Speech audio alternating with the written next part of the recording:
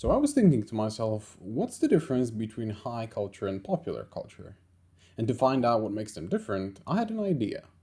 How about I first take a look at what they have in common?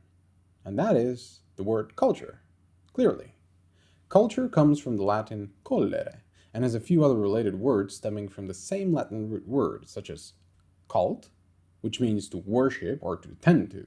And then later on, cults started to represent a system of religious veneration and devotion directed towards a particular figure or object, so the worshipping and tending to transferred itself onto the word cultivate, which means to cultivate or prepare, namely crops.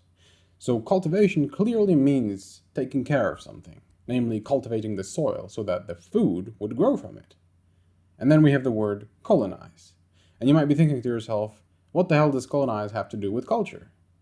Well, the concept of the word colonize stands out as being very close to the whole idea of culture because, think about it, when we begin to examine the entire human history, the culture of the invading country trying to subdue the other plays a crucial role in the entire process of colonization. And to substantiate the claim, we have a plethora of examples. For example, Vietnam's experience with the French colonization, or India and the British Empire, or Latin America and the Spanish Portuguese colonization, or Indonesia and the Dutch colonization, or Africa, which is an entire chapter in and of itself, with so many colonizations taking place, I don't even know where to begin, but you get the point. So the way I view culture after taking all of this into account is as something essentially cult-like, where a group of people or a society of a given region or country cultivate their culture. They tend to their culture as if it were the next soil from which the next crop, meaning the next generation of people, will grow. And after we include the colonization aspect, we find out that culture is something that can change or evolve. It is a constantly ongoing process of hybridization and interaction of different cultures that basically helps create new cultures. Alright, now that we know what culture is and how it is cultivated and how it can evolve, let's explore how this manifests in different forms, specifically what we call high culture and popular culture. High culture is traditionally associated with sophistication, intellectualism, and artistic refinement. So think of classical music, fine art, literature, and theater, for example. These are the forms of culture that have been historically preserved in museums. They are taught in universities and celebrated in elite circles. I basically like to say it's something that's meaningful to us on a more broad humanistic and societal level. On the other hand, popular culture is the culture of the masses. It's what we encounter in our everyday lives, from the music we hear on the radio, to the shows we binge watch, to the memes we share on social media. Pop culture is often seen as more accessible, less formal, and more reflective of current societal trends and issues. And I basically like to say it's something that's meaningful to us on an individual and personal level. And before we move on, as a bonus, I'd like to share one of my insights into this topic, and I wonder what you think about this idea. Let me know down in the comments below. So, the way I like to interpret high culture is like a slap, because it's direct, impactful, and often demands a strong reaction. High culture is mostly designed to challenge, provoke thought, and evoke deep, emotional, or intellectual responses. Just as a slap grabs your attention and makes you react immediately, high culture tends to present itself with a level of sophistication and intensity that can be striking or even unsettling. It engages with the audience in a way that often requires reflection and intellectual engagement. And on the contrary, pop culture is more like a fondle. It's all about comfort, ease, and enjoyment. It's designed to entertain and engage us on a more accessible, often superficial level, much like a fondle, which is soothing and pleasurable without necessarily being confrontational. Pop culture tends to prioritize immediate gratification and broad appeal. It connects with people through familiarity and relatability, creating a sense of enjoyment and relaxation that is more about pleasure and immediate satisfaction rather than deep intellectual engagement. I personally love that you can even identify pop culture within language, and that actually backs up my thesis that pop culture is something that's meaningful to us on an individual level. Idiomatic expressions, for instance, he went belly up, or he's 6 feet under, he kicked the bucket, or he's pushing up daisies.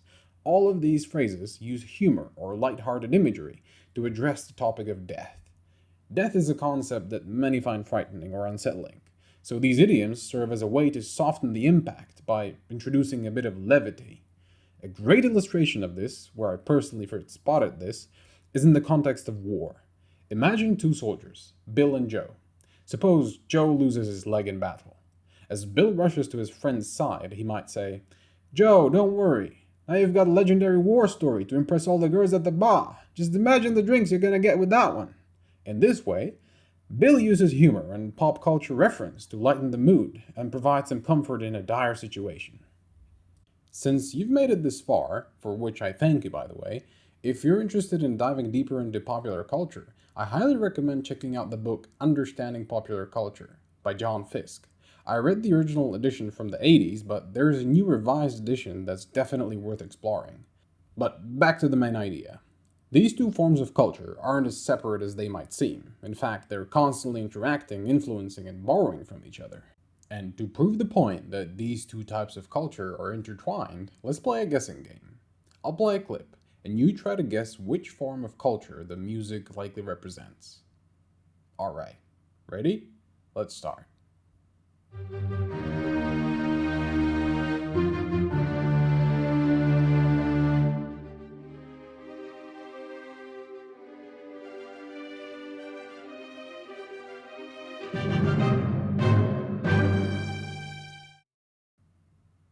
You probably guessed it right.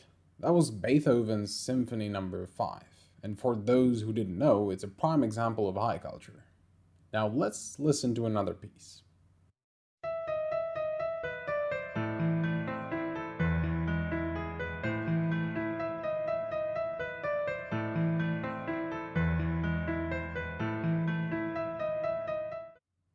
This time, you're correct if you guessed either high culture or pop culture.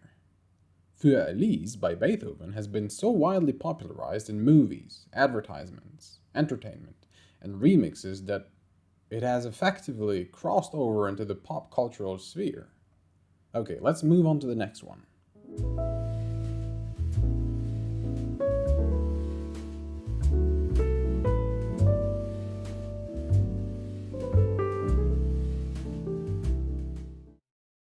Jazz is another interesting case. Initially, it was seen as popular culture, especially when enslaved African Americans performed it. Back then, jazz was considered lowbrow, widespread, and even frowned upon by not just the American society. However, through today's lens, jazz is often perceived as a form of high culture, showing how cultural perceptions evolve over time. By the way, jazz originates from blues. Actually, all music from the past 100 years or so stems from blues. But that's another topic, perhaps for a different video. Now, let's have a listen to the final one. We touch, we break, make it seem like we feel the same. We love what we hate. Yeah, so this was clearly pop music. Well done, and thanks for the participation. So, as we've explored today, the lines between high culture and popular culture are more blurred than they might seem at first glance. These two cultural realms constantly influence and borrow from each other, creating a rich tapestry that reflects our society's complexities and nuances. Whether it's the timeless elegance of Beethoven, or the evolving legacy of jazz, or even the pop culture phenomenon of a show like Breaking Bad, which, by the way, also lies in between high culture and pop culture. Both of these cultures are clashing across all media, not just in music. Anyway, both forms of culture shape our identities, our expressions, and even our everyday language. Understanding this interaction not only enriches our appreciation of the arts, but also helps us see how culture as a whole evolves and adapts over time. It's a reminder that culture, whether high or popular, is all around us, shaping our world and being shaped by us in return. If you enjoyed this dive into the interplay between high and popular culture, don't forget to like, share, and subscribe for more content. And if you're curious to learn more, check out the book I mentioned earlier, Understanding Popular Culture by John Fiske. The link is in the description below. Thanks for watching, and I'll see you in the next video.